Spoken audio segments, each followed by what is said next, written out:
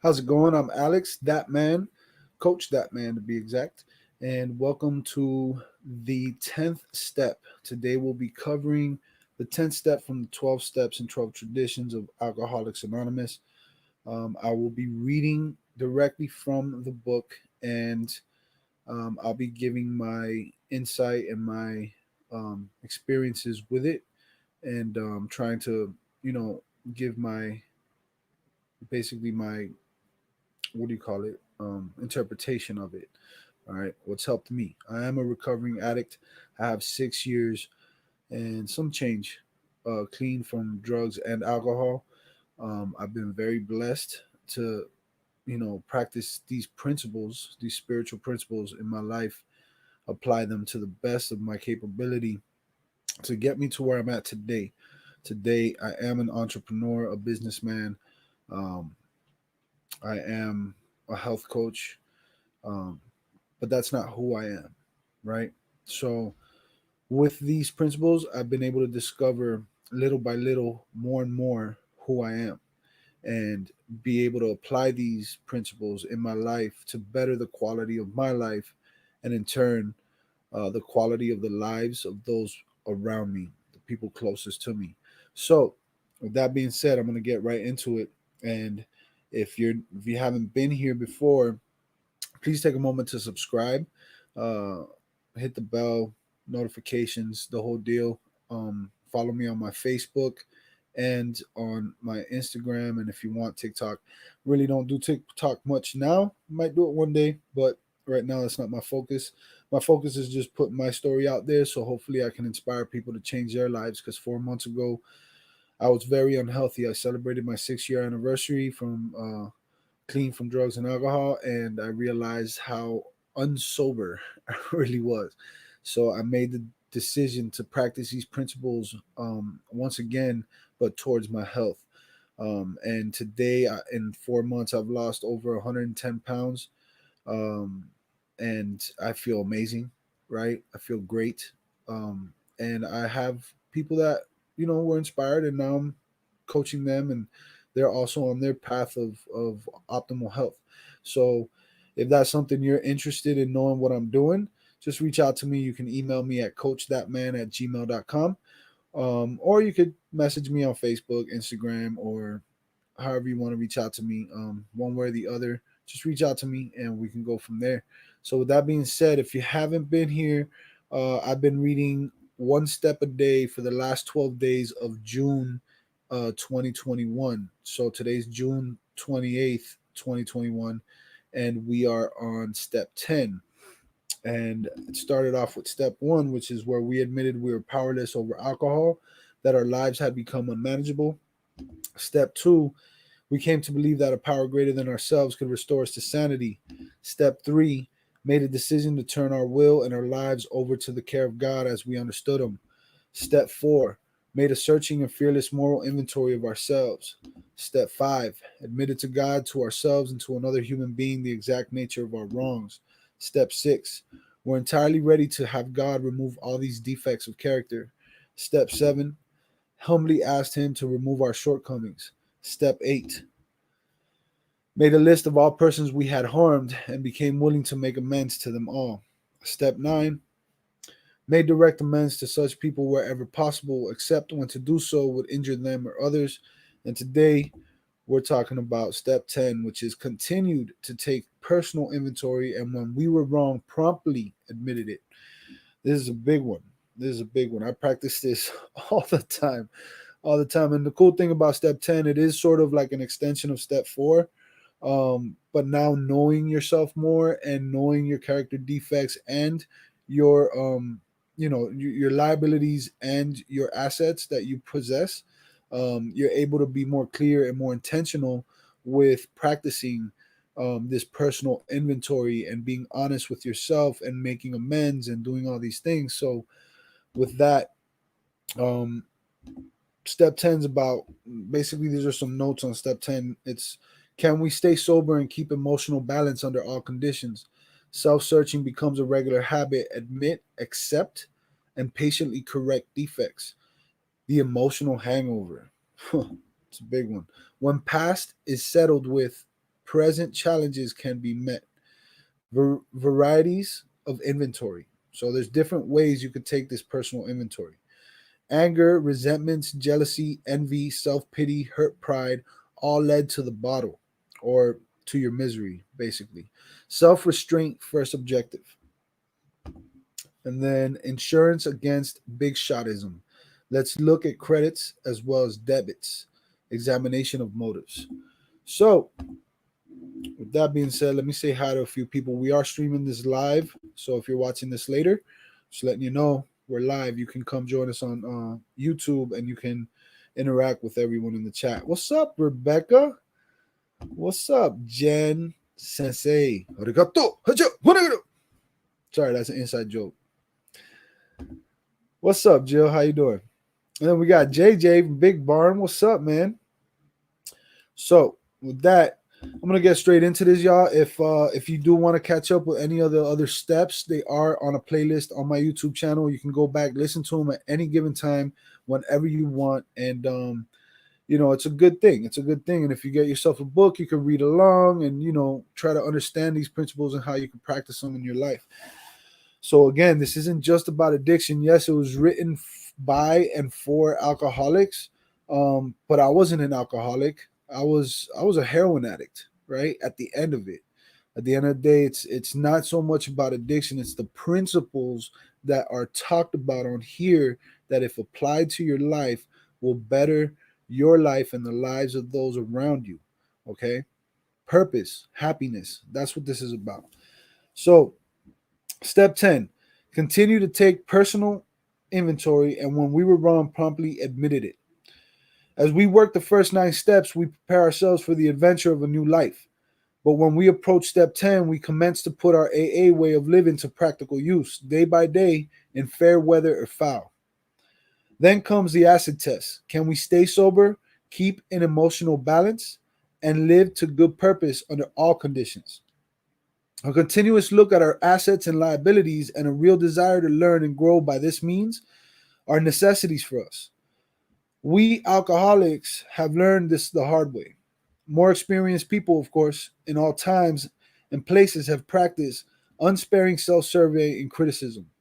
For the wise have always known that no one can make much of his life until self-searching becomes a regular habit, until he is able to admit and accept what he finds, and until he patiently and persistently tries to correct what is wrong.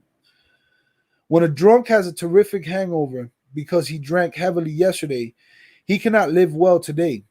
But there is another kind of hangover which we all experience whether we are drinking or not. That is the emotional hangover, the direct result of yesterday's and sometimes today's excesses of negative emotion, anger, fear, jealousy, and the like. If we will live serenely today and tomorrow, we certainly need to eliminate these hangovers. This doesn't mean we need to wander morbidly around in the past. It requires an admission and correction of errors now. Our inventory enables us to settle with the past. When this is done, we are really able to leave it behind us. When our inventory is carefully taken and we have made peace with ourselves, the conviction follows that tomorrow's challenges can be met as they come. Although all inventories are alike in principle, the time factor does distinguish one from another. There's the spot check inventory, taken at any time of the day, whenever we find ourselves getting tangled up. There's the one we take at day's end, when we review the happenings of the hours just past. Here we cast up a balance sheet, crediting ourselves with things well done and chalking up debits where due. Then there are those occasions when alone or in the company of our sponsor or spiritual advisor, we make a careful review of our progress since the last time. Many AAs go in for annual or semi-annual house cleanings.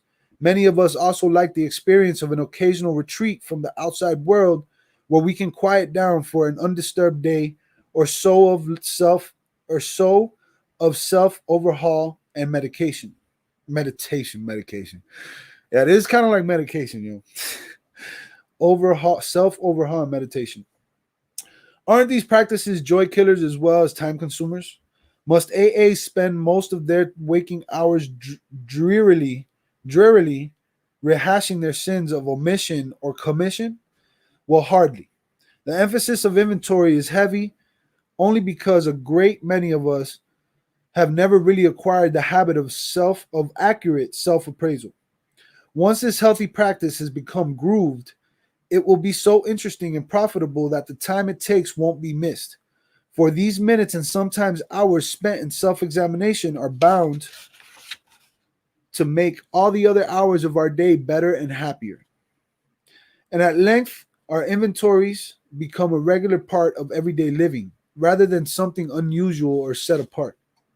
Before we ask what a spot check inventory is, let's look at the kind of setting in which such an inventory can do its work.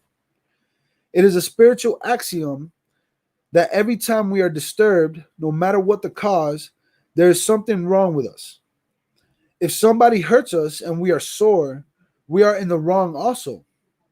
But are there no exceptions to this rule? What about justifiable anger? If somebody cheats us, aren't we entitled to be mad? Can't we properly can't we be properly angry with self-righteous folk? For us of AA, these are dangerous exceptions. We have found that justified anger ought to be left to those better qualified to handle it. Few people have been more victimized by resentments than have we alcoholics. It mattered little whether our resentments were justified or not. A burst of temper could spoil a day, and a well-nursed grudge could make us miserably ineffective. Nor were we ever skillful in separating justified from unjustified anger. As we saw it, our wrath was always justified. Anger, that occasional luxury of more balanced people, could keep us on an emotional jag indefinitely. These emotional dry benders often led straight to the bottle. Other kinds of disturbances, jealousy, envy, self pity, or hurt pride, did the same thing. A spot check inventory taken in the midst of such disturbances can be of very great help in quieting stormy emotions. Today's spot check finds its chief application to situations which arise in each day's march. The consideration of long standing difficulties had better be postponed when possible to times deliberately set aside for that purpose. The quick inventory is aimed at our daily ups and downs, especially those where people or new events throw us off balance and tempt us to make mistakes. In all these situations, we need self restraint, honest analysis of what is involved, a willingness to admit when the fault is ours, and an equal willingness to forgive when the fault is elsewhere. We need not be discouraged when we fall into the error of our old ways, for these disciplines are not easy. We shall look for progress, not for perfection. Our first objective will be the development of self restraint. This carries a top priority rating. When we speak or act hastily or rashly, the ability to be fair minded and tolerant evaporates on the spot. One unkind tirade or one willful snap judgment can ruin our relation with another person for a whole day or maybe a whole year. Nothing pays off like restraint of tongue and pen. We must avoid quick-tempered criticism and furious, power-driven argument. The same goes for sulking or silent scorn. These are emotional booby traps baited with pride and vengefulness. Our first job is to sidestep the traps. When we are tempted by the bait, we should train ourselves to step back and think. For we can neither think nor act to good purpose until the habit of self-restraint has become automatic. Disagreeable or unexpected problems are not the only ones that call for self-control. We must be quite as careful when we begin to achieve some measure of importance and material success. For no people have ever loved personal triumphs more than we have loved them. We drank of success as of a wine which could never fail to make us feel elated. When temporary good fortune came our way, we indulged ourselves in fantasy of still greater victories over people and circumstances. Thus, blinded by prideful self-confidence, we were apt to play the big shot. Of course, People turned away from us, bored or hurt. Now that we're in AA and sober and winning back the esteem of our friends and business associates, we find that we still need to exercise special vigilance. As an insurance against big-shot-ism, we can often check ourselves by remembering that we are today sober only by the grace of God, and that any success we may be having is far more his success than ours. Finally, we begin to see that all people, including ourselves, are to some extent emotionally ill as well as frequently wrong. And then we approach true tolerance and see what real love for our fellows actually means. It will become more and more evident as we go forward that it is pointless to become angry or to get hurt by people who, like us, are suffering from the pains of growing up. Such a radical change in our outlook will take time, maybe a lot of time. Not many people can truthfully assert that they love everybody. Most of us must admit that we have loved but a few, that we have been quite indifferent to the many so long as none of them gave us trouble. And as for the remainder, well, we have really disliked or hated them. Although these attitudes are common enough, we AAs find we need something much better in order to keep our balance. We can't stand it if we hate deeply. The idea that we can be possessively loving of a few, can ignore the many, and can continue to fear or hate anybody has to be abandoned, if only a little at a time. This is why I say I love everybody, like even the people that I probably shouldn't love, or that people would say, how could you love them? They did this and that to you, or they said this and that about you. This is why. We can try to stop we can try to stop making unreasonable demands upon those we love. We can show kindness where we had shown none. With those we dislike, we can begin to practice justice and courtesy, perhaps going out of our way to understand and help them. Whenever we fail any of these people, we can promptly admit it, to ourselves always, and to them also, when the admission would be helpful. Courtesy, kindness, justice, and love are the keynotes by which we may come into harmony with practically anybody. When in doubt, we can always pause, saying, not my will, but thine be done. And we can often ask ourselves, am I doing to others as I would have them do to me today? When evening comes, perhaps just before going to sleep, many of us draw up a balance sheet for the day. This is a good place to remember that inventory taking is not always done in red ink. It's a poor day indeed when we haven't done something right. So in other words, this isn't just about writing all the things you've done wrong. You got to talk about the things you've done right. You got to tell yourself, you got to remind yourself, hey man, I've done some pretty good things today, you know? As a matter of fact, the waking hours are usually well filled with things that are constructive. Good intentions, good thoughts, and good acts are there for us to see. Even when we have tried hard and failed, we may chalk that up as one of the greatest credits of all. Under these conditions, the pains of failure are converted into assets. Out of them, we receive the stimulation we need to go forward. Someone who knew what he was talking about once remarked that pain was the touchstone of all spiritual progress. How heartily we AAs can agree with him, for we know that the pains of drinking had to come before sobriety and emotional turmoil before serenity. As we glance down the debit side of the day's ledger, we should carefully examine our motives in each thought or act that appears to be wrong. In most cases, our motives won't be hard to see and understand. When prideful, angry, jealous, anxious, or fearful, we acted accordingly, and that was that. Here we need only recognize that we did act or think badly. Try to visualize how we might have done better and resolve, with God's help, to carry these lessons over into tomorrow, making, of course, any amends still neglected. But in other instances, only the closest scrutiny will reveal what our true motives were. There are cases where our ancient enemy, rationalization, has stepped in and has justified conduct which was really wrong. The temptation here is to imagine that we had good motives and reasons when we really didn't. We constructively criticized someone who needed it, when our real motive was to win a useless argument, or the person concerned not being present, we we thought we were helping others to understand him, when in actuality our true motive was to feel superior by pulling him down.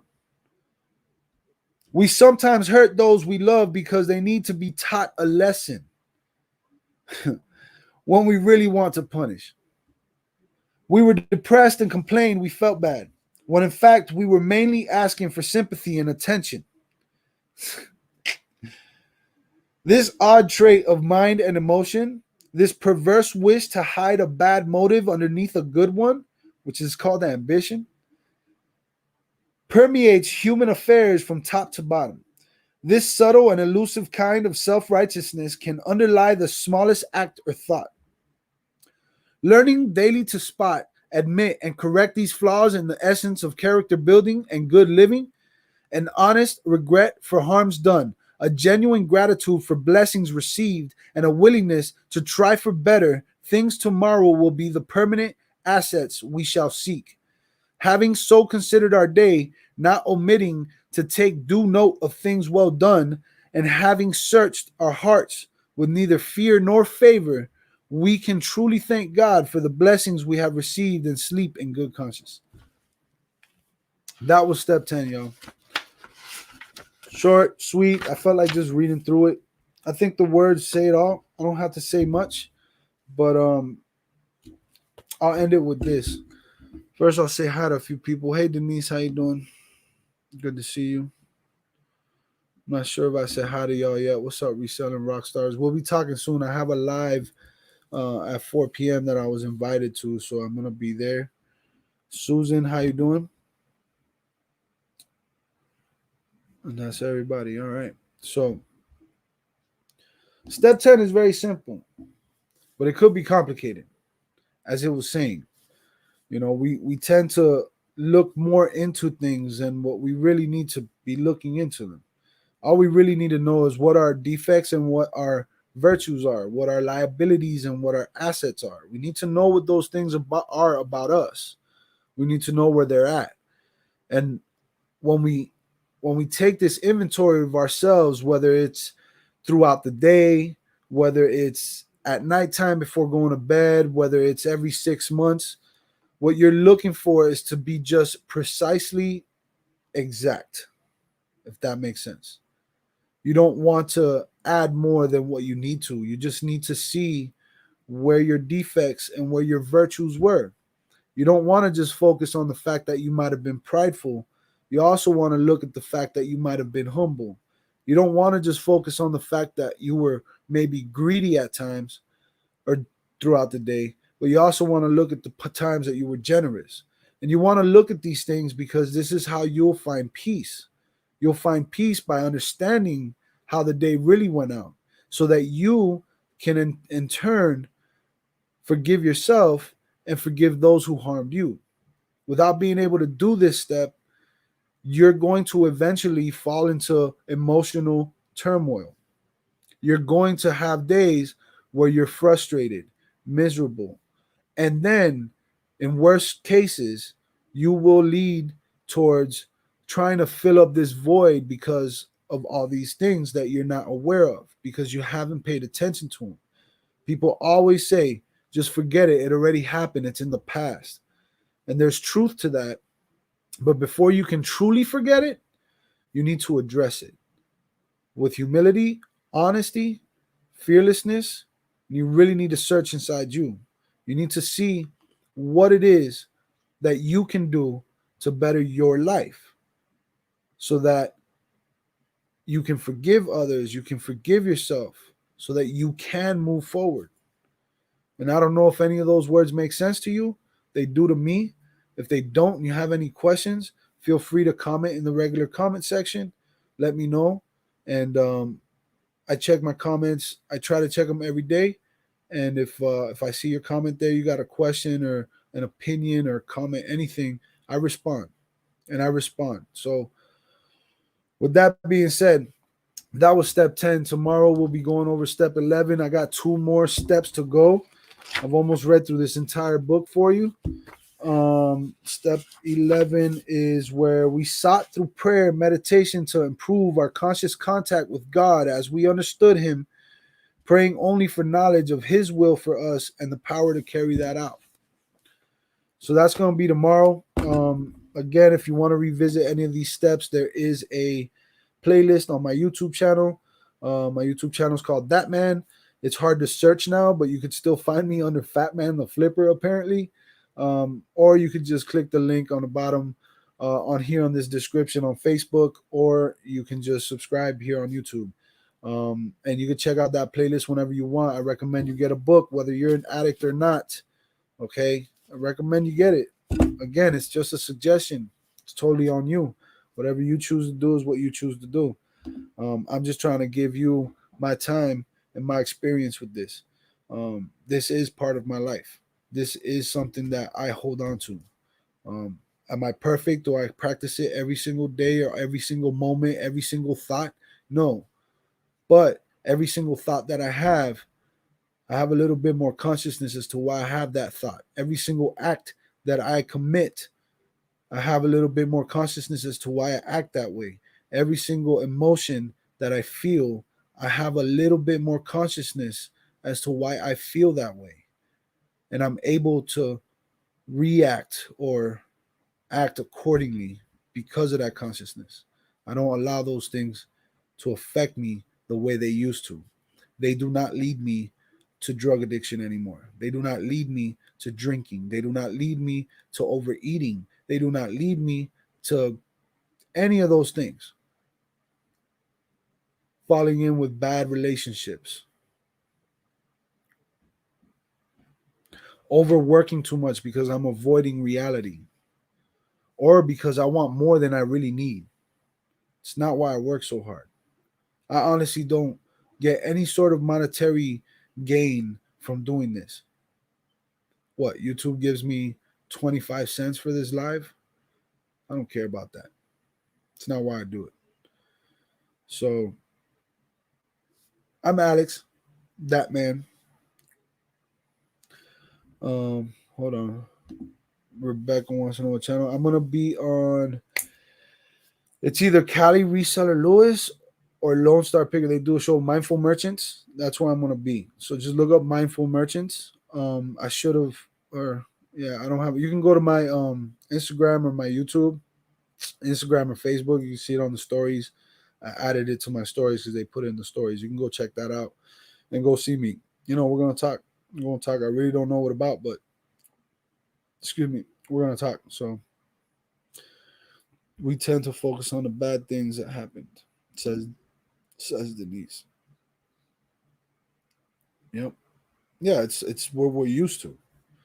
We're used to, especially like with the way TV is. Yeah, I think it is Cali Lewis, Susan. Especially the way like TV is, the way we're brought up, media, movies, all this stuff. It's education. We've been educated by the way we've been brought up, and the way we've been brought up has been very violent, has been very excessive, dramatic. Okay, and it's taught us that it's okay to act and live a certain way, um, which it is. It totally is. I mean, at the end of the day, it's your life, right? But for me, in my opinion and my experience, these principles are what have helped me get to where I'm at right now. Everything about these principles has helped me. So if you want to go read it or check it out, do it. I love y'all. I got a million and one things to do. And I'm going to do them.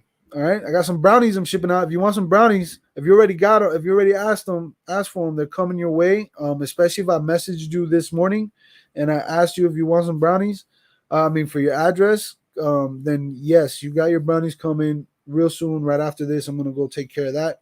I already packed them and everything. And then after that, if anybody else wants them, just let me know. You can email me or whatever, message me. Just let me know. I'm giving away free bounties. No, I just want to give back what was given to me, right? Like I want to show y'all what it is I'm doing and how amazing it is, because it's amazing. And if it wasn't for y'all supporting me, honestly, would have had that kick in the butt to take the first step. You know what I'm saying? Or take the second step, the next step. Because I took the first step. So love y'all. Um, y'all stay beautiful, stay blessed. Don't forget you can be bad and still be good. So be good or be good at it. Peace, money, love.